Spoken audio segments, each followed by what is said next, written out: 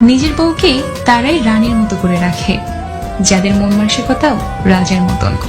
আর যারা বউকে দাসী করে রাখে, তাদের মন মানসিকতা দাসের মতো। একটা মেয়ের জীবনে সবচেয়ে বড় পাওয়া হলো একজন কেয়ারিং হাজব্যান্ড।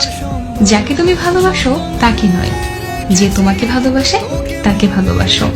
দেখবে জীবনে ভালোবাসার অভাব হবে না পেলে হয় মন বড়ই চঞ্চল, কতবার বোঝাবো